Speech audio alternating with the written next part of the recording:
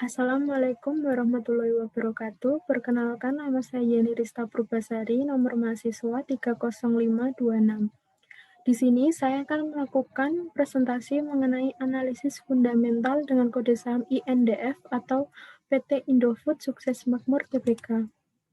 Berikut adalah tampilan dari data analisis kuantitatif. Di sini saya menggunakan data rasio perusahaan subsektor makanan dan minuman. Perusahaan subsektor makanan dan minuman yang saya gunakan sebagai perbandingan yaitu dengan kode saham MYOR atau PT Mayora Indah Tbk, yang kedua INDF atau PT Indofood Sukses Makmur Tbk, dan yang ketiga GUD atau PT Garuda Food Putra Putri Jaya Tbk, dan yang terakhir ULTJ atau PT Ultra Jaya Milk Tbk. Data yang saya ambil ini bersumber dari RTI Bisnis pada tanggal 1 November 2020. Sedangkan untuk data pendukung lainnya, saya menggunakan 5 jenis rasio, yaitu yang pertama adalah ROE atau Return on Equity. Di sini, kemampuan perusahaan dalam menghasilkan labanya dari investasi pemegang saham. Jadi, semakin besar rasio profitabilitasnya, maka semakin baik. Dan yang kedua adalah DER atau Debt to Equity Ratio. Jadi, rasio profitabilitasnya terhadap ekuitas. Di sini semakin kecil rasionya maka semakin baik. Dan yang ketiga adalah PER atau Price Earning Ratio, jadi hubungan antara harga saham perusahaan dengan earning perusahaan atau penghasilan perusahaan. Di sini semakin kecil rasionya juga semakin baik. Dan yang keempat adalah PBVR atau Price to Book Value Ratio, jadi rasio harga terhadap nilai bukunya. Di sini semakin kecil rasionya juga semakin baik. Dan yang terakhir adalah dividend yield. Di sini dividend yield adalah dividen per saham dibagi dengan harga pasar sahamnya. Semakin besar dari dividennya juga semakin baik, karena nanti akan mendapatkan dividen yang lebih besar. Lalu untuk melakukan perbandingannya, saya menggunakan analisis ranking. Yang pertama, ROE tadi seperti yang saya sudah jelaskan sebelumnya, semakin besar rasionya maka semakin baik. Posisi ranking pertama yaitu di kode saham MYOR, dan yang kedua DER, semakin kecil rasionya juga semakin baik.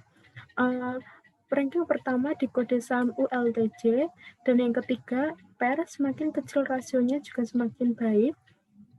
Posisi pertama yaitu di kode saham INDF, dan yang keempat PBVR, semakin kecil rasionya juga semakin baik, maka ranking pertamanya di kode saham INDF, dan yang terakhir dividend yield, semakin besar dari rasio dividennya maka semakin baik. Di sini ranking pertama di kode saham INDF juga.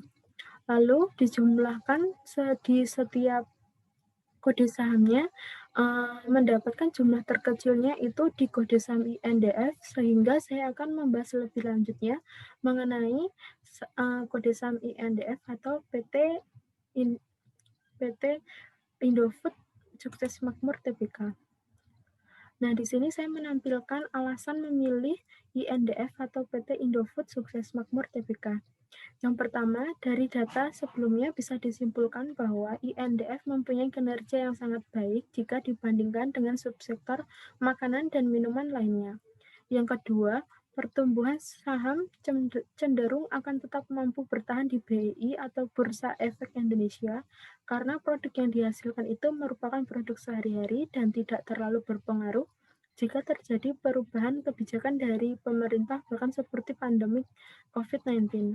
Dan yang ketiga, perusahaan mempunyai citra yang sangat baik dan produk yang dihasilkan bervariasi serta banyak dikenal di semua kalangan, bahkan dikonsumsi atau digunakan dalam sehari-harinya. Dan yang terakhir, perusahaan sendiri pada tahun 2018 mendapatkan lebih dari 16 penghargaan. Nah, salah satu di antaranya itu Indonesia Champions for ASEAN, Indonesia Most Admired Companies Award, dan 100 Fastest Growing Companies Award. Dan yang keempat itu Brand Asia Indofood as Gold Champion in Food Category. Dan selanjutnya saya membahas profil perusahaan PT Indofood. Indofood telah bertransformasi selama 2 dekade terakhir menjadi sebuah perusahaan total food solution dengan kegiatan operasional yang mencakup seluruh tahapan produksi makanan, dari produksi dan pengolahan bahan baku hingga menjadi produk akhir yang tersedia di pasar. Nah, dalam menjalankan kegiatan operasionalnya, Indofood memperoleh manfaat dari skala ekonomis serta ketangguhannya di dalam model bisnis yang terdiri dari 4 kelompok usaha strategis atau bisa disebut dengan grup yang saling melengkapi. Nah, yang pertama itu adalah produk konsumen bermerek atau CBP. Di sini itu singkatan dari konsumen branded product. Nah, di sini itu kegiatannya itu memproduksi dan memasarkan beragam produk konsumen bermerek yang bisa dikonsumsi oleh di semua kalangan usia. Nah, melalui anak perusahaannya, yaitu PT Indofood CBB Sukses Makmur Tbk, ini itu mengelola kegiatan usaha utamanya ya dibagi menjadi 7 divisi, yaitu yang pertama itu divisi mie instan, yang kedua divisi dairy. Nah, di sini dikelola langsungnya oleh PT Indolakto, dan yang ketiga divisi makanan ringan. Di sini terdapat 2 unit usaha, yaitu di makanan ringan sendiri dikelola langsung oleh Frito-Lay Netherlands Holding dan biskuit oleh ICBP sendiri. Nah, di yang keempat, divisi penyedap rasa. Yang kelima, divisi nutrisi dan makanan khusus. Yang keenam, divisi minuman. Ini dikelola langsung oleh PT Anugrah Indofood Barokah Makmur. Dan yang terakhir, divisi kemasan. Nah, seperti yang teman-teman bisa lihat, saya juga menampilkan logo dari merek semua divisi yang memproduksi dan memasarkan produknya ya. Yang seperti teman-teman bisa lihat ada Indomie, Supermie, Sarimi, dan lain-lainnya. Lalu yang kedua di grup Bugasari, nah di sini tuh kegiatan usaha utamanya itu memproduksi dan memasarkan tepung terigu, pasta, dan didukung oleh unit usaha perkapalan yang dikelola oleh PT Pelayaran Tata Batra. Nah, di sini saya juga menampilkan logo-logo dari merek tepung dan pasta yang teman-teman bisa lihat di screen. Lalu, yang ketiga di grup agribisnis, di sini tuh kegiatan utamanya meliputi penelitian dan pengembangan, pemuliaan benih bibit, pembudidayaan dan pengelolaan kelapa sawit yang diproduksi dan dipasarkan. Nah, produknya itu minyak goreng dan margarin. Nah, melalui anak perusahaannya, Indofood Agri Resource ini mempunyai anak perusahaan lagi, yaitu PT Salim Infomas Pratama Tbk. Nah, di sini tuh kegiatan usaha utamanya dibagi menjadi 2 divisi, yaitu yang pertama divisi perkebunan. Di sini juga untuk memperluas perkebunannya dengan melakukan akuisisi PT PP London Sumatera Indonesia Tbk. Dan yang kedua adalah divisi minyak dan lemak nabati, dan menambah kegiatan usaha gula dengan PT Laju Perdana Indah. Nah, saya juga menampilkan logo dari merek minyak goreng dan margarin yang teman-teman bisa lihat di screen. Dan di sebelahnya saya menampilkan tabel lahan perkebunan di grup agribisnis. Untuk total lahan tertanamnya sebanyak 300,481 hektar. Untuk keterangan lainnya teman-teman bisa lihat sendiri di tabel yang tersedia di screen. Lalu untuk selanjutnya distribusi. Nah, di distribusi ini tuh dengan jaringan distribusi di seluruh Indonesia, grup ini tuh mendistribusikan baik dari produk Indofood sendiri, dari anak-anak perusahaannya Indofood, dan dari produk berbagai pihak ketiga. Nah, selanjutnya saya membahas struktur pemegang saham. Di sini untuk sebesar 49,93%-nya dimiliki oleh publik dan sebesar 50,07%-nya dimiliki oleh First Pacific Company Limited, yaitu perusahaan yang tercatat di Bursa Efek Hong Kong, di mana Bapak Antoni Salim memiliki kepentingan dan memegang kendali baik secara langsung maupun tidak langsung. Nah, di sini tuh sekarang Bapak Antoni Salim menjabat sebagai direktur utamanya di PT Indofood. Selanjutnya, saya membahas secara singkat PT Indofood Sukses Makmur Tbk. Di tahun 1990, pertama kali didirikan itu dengan nama PT Pangan Jaya Inti Kupsuma dan memulai kegiatan usaha di bidang makanan ringan melalui perusahaan patungan dengan Frito-Lay Netherlands Holding, perusahaan afiliasi Pepsi. Di tahun 1994, mengganti nama menjadi PT Indofood Sukses Makmur dan mencatatkan di BEI. Di tahun 1995, memulai integrasi bisnis melalui akuisisi pabrik penggilingan gandum Bogasari. Di tahun 1997, memperluas integrasi bisnisnya dengan mengakuisisi grup perusahaan yang bergerak di bidang perkebunan, agribisnis, dan distribusi. Lalu di tahun 2005, memulai kegiatan usaha di bidang perkapalan dengan mengakuisisi PT Pelayaran Tahta Batra. Di tahun 2007, mencatatkan saham grup agribisnis, yaitu Indofood Agri Resource Ltd di Bursa Efek Singapura, dan memperluas perkebunannya dengan mengakuisisi PT PP London Sumatera Indonesia Tbk.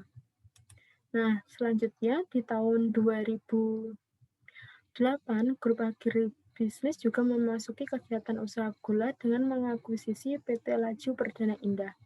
Sedangkan di grup CBP memasuki kegiatan usaha dairy melalui akuisisi PT Indolacto. Di tahun 2010 mencatatkan saham grup CBP yaitu PT Indofood CBP Sukses Makmur Tbk di BEI. Di tahun 2011 mencatatkan saham PT Salim Infomas Pratama Tbk sebagai anak perusahaan di grup agribisnis yang didaftarkan di BEI. Lalu yang di tahun 2013, grup CBP memasuki kegiatan usaha minuman, dan di grup agribisnis memperluas kegiatan usaha gulanya ke Brazil dan Filipina melalui penyertaan saham di Kompania dan Roxas Holdings. Di tahun 2014, grup CBP juga mengembangkan kegiatan usaha minuman dengan memasuki bidang usaha air minum dalam kemasan atau AMDK melalui akuisisi aset AMDK termasuk merek Club. Dan yang terakhir, di tahun 2018, grup CBP meningkatkan kepemilikan pada anak perusahaan di bidang minuman dan produk kuliner serta melaksanakan pendistribusian produk secara nasional untuk kegiatan paper diaper. Lalu selanjutnya saya menampilkan rincian dari jabatan komisaris dan direksi. Nah, untuk komisaris utamanya dijabat oleh Manuel V. Pangilinan dan direktur utamanya dijabat oleh Antoni Salim. Nah, di sini saya juga menampilkan rincian dari nama pemegang saham seperti yang teman-teman bisa lihat di screen. Lalu selanjutnya saya menampilkan penghargaan yang lebih banyak dari yang saya sebutkan tadi, hanya 4. Ini hanya sebagian dari di tahun 2018. Bisa disimpulkan bahwa PT Indofood ini mempunyai kinerja atau kemampuan perusahaan yang sangat baik dan dipercaya di semua kalangan karena dipercaya dan mampu mendapatkan penghargaan di berbagai kalangan. Selanjutnya, CSR dari PT Indofood Sukses Makmur Tbk atau tanggung jawab sosial yang dilakukannya. Yang belum lama ini di tahun 2020, saya mengambilnya bersumber dari kompas.com. Di sini, selama pandemi ini Indofood menyerahkan perlengkapan medisnya ke RSCM, dan di tahun 2018 saya mengambilnya di Sumbernya tribunnews.com. Di sini di bidang pendidikan, Indofood sendiri menyiapkan dana sebesar 3 miliar untuk biaya riset mahasiswa di bidang pangan dan gizi. Nah, selanjutnya saya menampilkan berita yang positif mengenai PT Indofood Sukses Makmur TBK, di mana mengenai pendapatan Indofood di tahun 2009. Nah, di sini itu meningkat sebesar 23%, menjadi 4,90 triliun rupiah dari sebelumnya itu sebesar 3,99 triliun rupiah. Lalu saya juga menampilkan screenshot dari sumbernya RTI Bisnis. Di sini saya menampilkan screenshot finansial dari PT Indofood. Untuk di gambar pertama ini, bisa teman-teman lihat warna hijau ini berfokus di net profit margin. Nah, ini dalam skala 5 tahun terakhir, yaitu di tahun 2015 hingga 2020, bisa dilihat bahwa ini tuh cenderung memiliki pendapatan yang selalu naik. Lalu di gambar yang kedua ini berfokus kepada aset, yaitu di warna birunya, dan ini juga berskala selama 5 tahun dari 2015 hingga 2020. Nah, ini juga bisa dikatakan bahwa Indofood sendiri juga memiliki aset yang selama 5 tahun terakhir ini juga cenderung selalu naik. Nah, ini bisa dikatakan bahwa perusahaan mempunyai kinerja yang baik karena setiap tahunnya mempunyai peningkatan baik dari pendapatan maupun dari aset sendiri. Sehingga setelah analisis sebelumnya ini, saya menyimpulkan bahwa PT Indofood Sukses Makmur Tbk masih pantas untuk dijadikan rekomendasi investasi saham baik untuk dalam jangka menengah atau jangka panjang. Nah, untuk para investor yang ingin mencari dividen yang besar, ini juga bisa dijadikan rekomendasi atau pertimbangan karena seperti yang teman-teman lihat sebelumnya di tabel itu untuk dividen terbesarnya itu di PT Indofood Sukses Makmur Tbk. Sekian presentasi dari saya. Atas waktu dan perhatiannya saya ucapkan terima kasih.